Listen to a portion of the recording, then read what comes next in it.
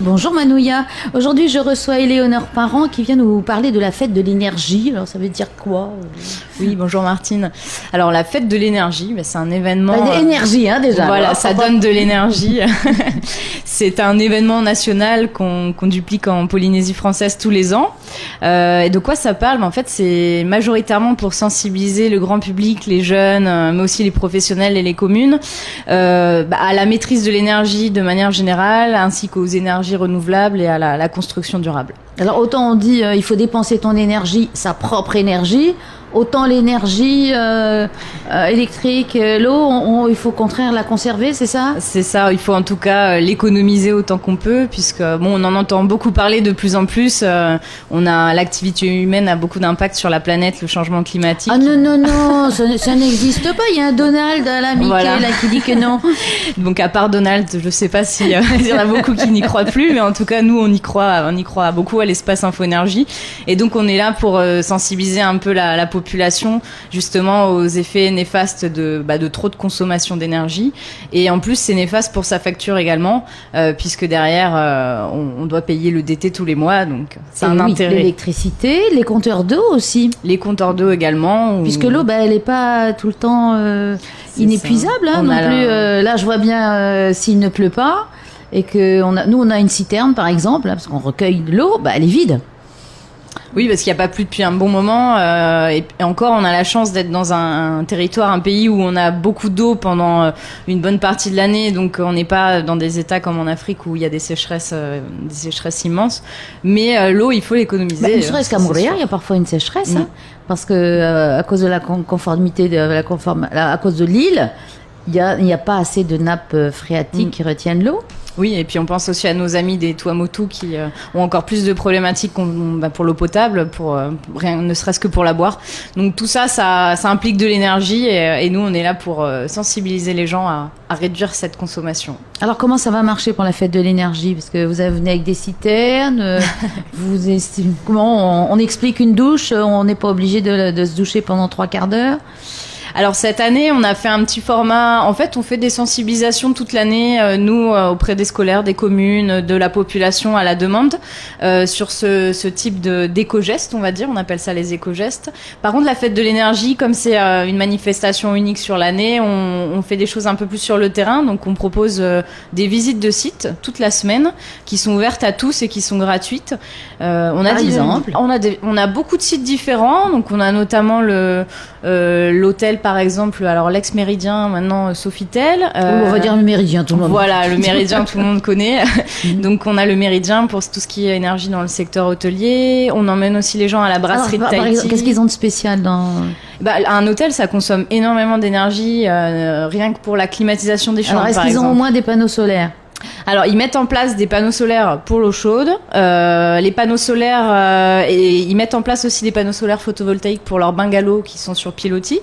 Mais ils ont mis en place plein de choses qu'on ne sait pas sur la récupération de chaleur pour chauffer l'eau chaude, en fait, pour ne plus utiliser de gaz, puisque l'énergie, c'est aussi du gaz, ce n'est pas que de l'électricité. Donc, ils ont mis en place beaucoup de choses en interne qui vont pouvoir dévoiler au grand public, mais aussi aux professionnels, puisqu'on a des professionnels qui peuvent être intéressés pour dupliquer ces choses dans leurs établissements.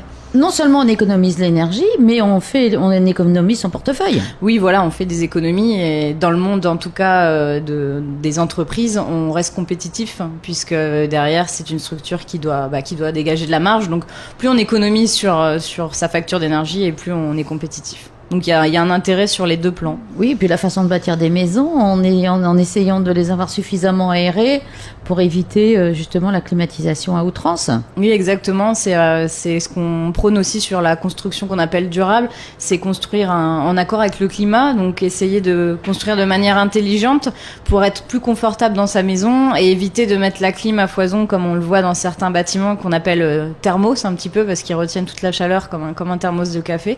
Donc c'est pour ça qu'on a aussi des visites de bâtiments. Le bâtiment Le Bihan, par exemple, qui est à Pirée, près du marché à Mouta, qui est un bâtiment assez exemplaire sur le territoire en termes de ce qu'on appellera la construction non énergivore, donc une construction qui respecte un petit peu le climat et l'environnement.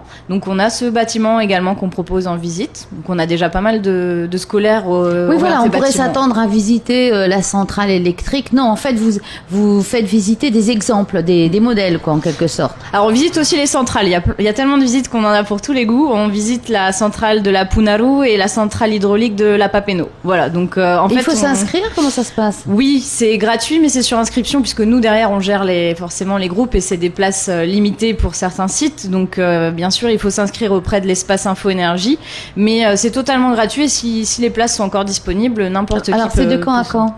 Alors du coup, les visites elles vont s'étaler de lundi à vendredi. Donc il y en a tous les jours. Du 22 au 27. Hein. Voilà. Enfin, du coup, du 22 au 26. Alors même pas, du 22 au 25 pour les visites, parce que le vendredi, on est off sur les visites. Donc elles s'étalent sur 4 jours. Il y en a le matin, l'après-midi, il y en a qui sont dispersés un peu partout.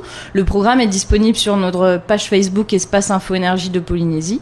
Donc n'hésitez pas à vous y rendre. Et ensuite, sur le week-end, on a donc en amont de la projection à Paofei qui se tient le samedi soir dans les jardins. On a la petite sensibilisation. Donc il y aura un quiz plutôt orienté pour les enfants avec des cadeaux à gagner.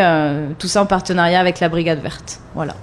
Donc c'est un beau programme. Donc tous les ans il y a une fête et chaque fois vous changez de thème en fait. Exactement. L'année dernière c'était. Alors c'est toujours le thème de l'énergie. Oui. Je voulais dire la façon voilà. de le présenter. Mais on essaie de changer de format pour renouveler un petit peu l'intérêt des gens, puisque quand on a souvent les mêmes formats on se lasse. Et puis nous aussi ça nous fait de nouveaux défis à relever. Donc c'est vrai qu'on. Ça vous fait dépenser beaucoup d'énergie si je ne m'abuse. C'est ça, mais ça fait du bien. Dans le bon sens. Voilà. Donc voilà. Hein, concrètement, donc on peut aller s'inscrire d'ores et déjà sur le site. Tout à fait. C'est au plus vite puisque ça commence déjà en individuel, en groupe, en classe.